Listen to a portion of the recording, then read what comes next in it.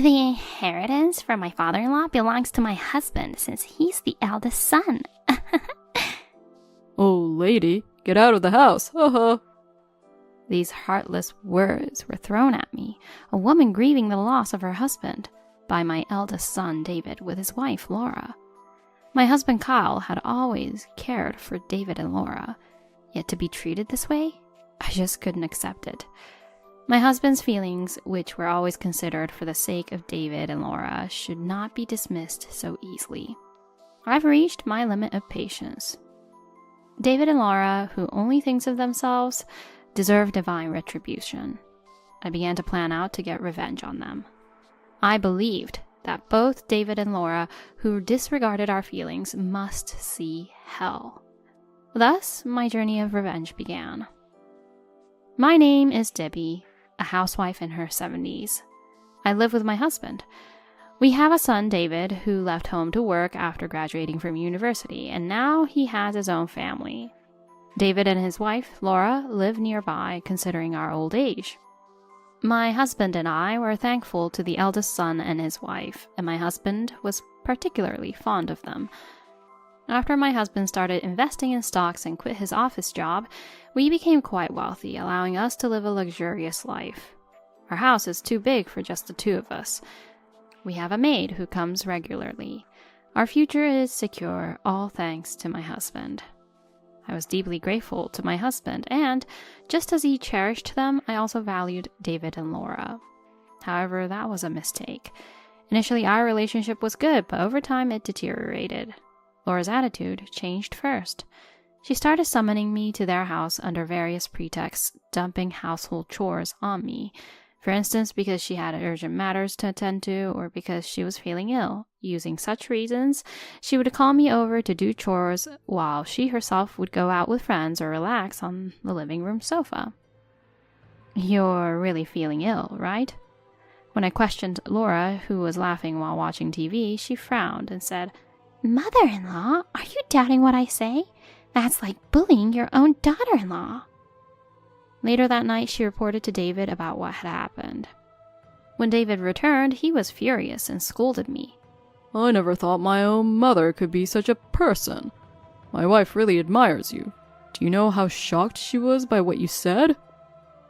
Feeling it was unfair, but also feeling guilty, I could only apologize by saying, "I'm sorry." The eldest son and his wife seemed still angry, so to mend our relationship, I took them out for a delicious meal. They seemed pleased, saying, "It's good that you understand our feelings." However, this incident created a huge rift between us. Following this, the eldest son and his wife started demanding various things from me. Laura begged for a designer's brand bag, and David asked for expensive golf clubs so that he could hang out with his friends.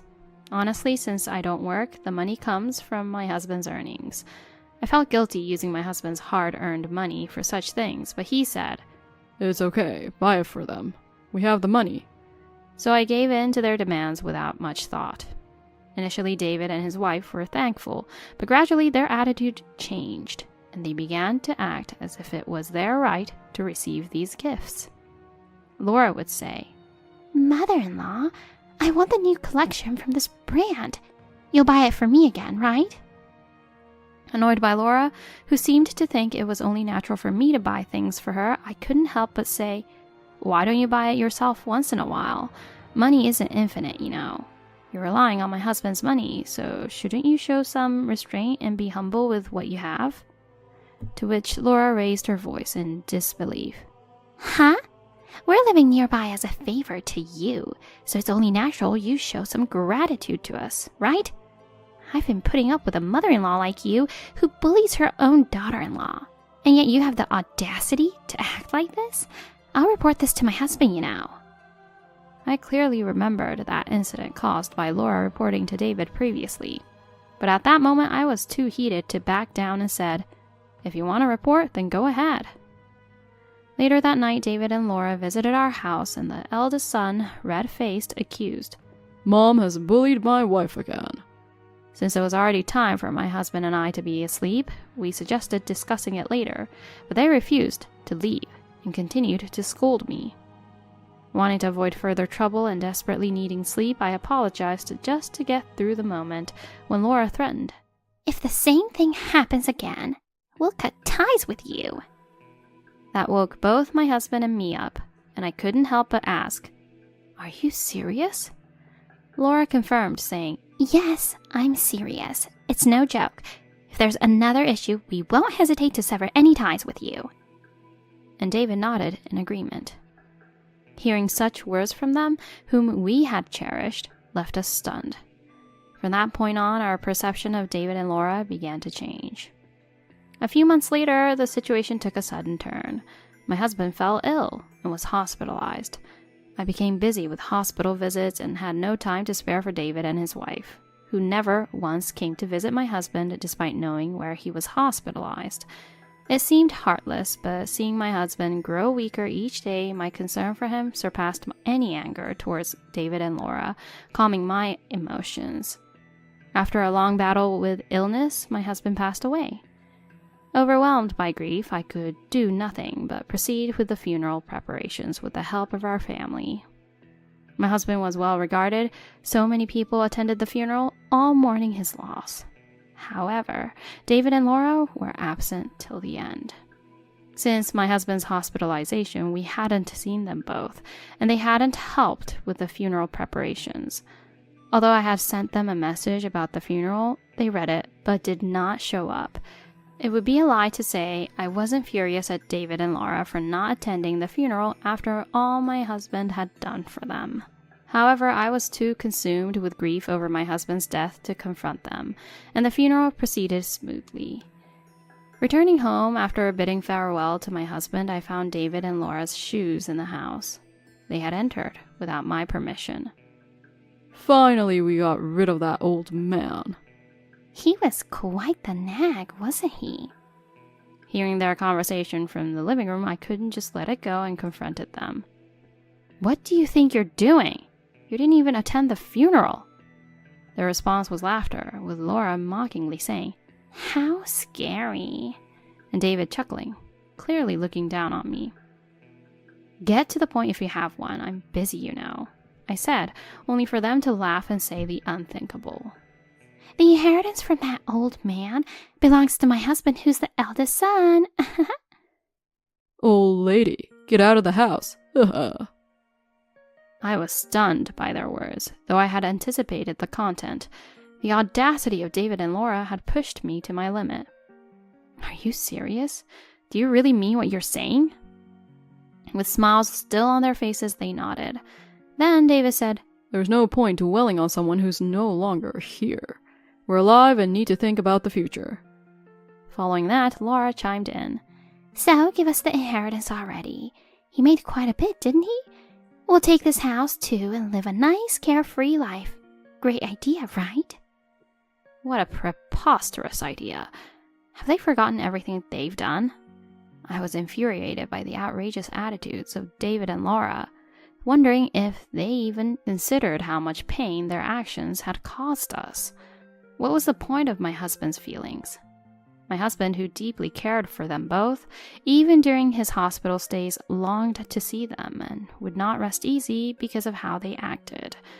Irritated, I couldn't help but retort to Laura, "That doesn't sound like a good idea at all. You really are heartless. This way my husband won't be at peace." To which Laura, face flushed with anger, threatened, "What's with your attitude? Shouldn't you be grateful that we're even here? Now that your husband is gone, without us, you'll be all alone. Aren't you going to struggle without us?"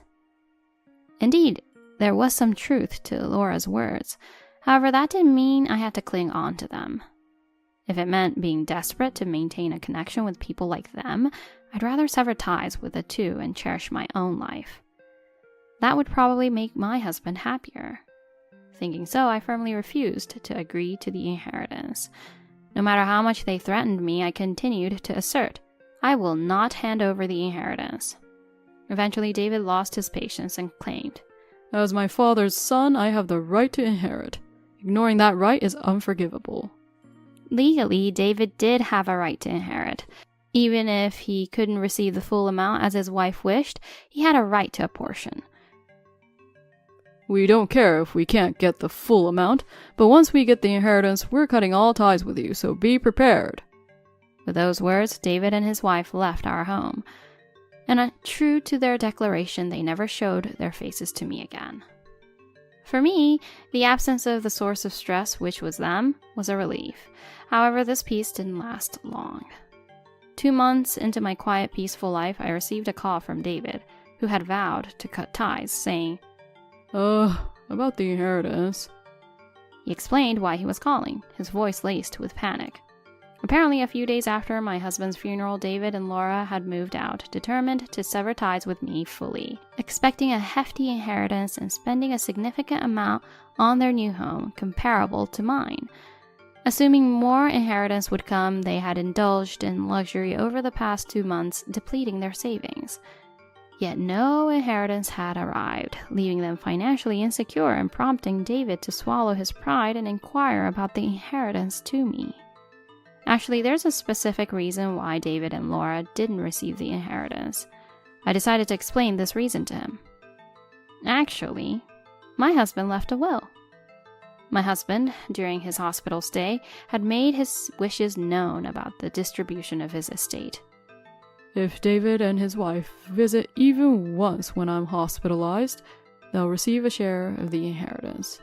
If not, everything goes to my wife," he has stipulated. My husband wanted to believe in them until the end, hence this test. But they failed to meet his expectations, and as per the absolute terms of a will, they were entitled to nothing, since they never visited him. Explaining this, David exclaimed, "I didn't know about this. Why didn't you tell us? If we knew, we would have visited him in the hospital." Think about it. If I had told you, it would have defeated the purpose of my husband's test. That's why I kept silent. "That's unfair. Give me the inheritance now." Finally realizing the extent of their terrible actions, David shouted over the phone, exclaiming, "That's just not right. We weren't told anything, so give us the inheritance. Without it, we're doomed." Hearing my son's desperate attempts to secure the inheritance after such selfish behavior left me sighing in disbelief. How could it have gone so wrong that someone ends up repeatedly acting so heartlessly towards their own parents? Where did we go wrong? What did we do wrong? When and in what manner could we have acted to avoid a future where David grew into such a person like this? No matter how much I ponder, I find no answer. It's as if to say, once a mistake is made, it cannot be corrected. Perhaps we are also to blame for how he was raised. But we did our best, raising our only son with all the love we had. And yet, this is the result. My husband, who always cared for our son, why did it have to end like this?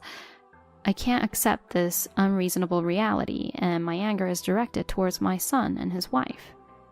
No matter how much you protest, I won't sway from my husband's wishes.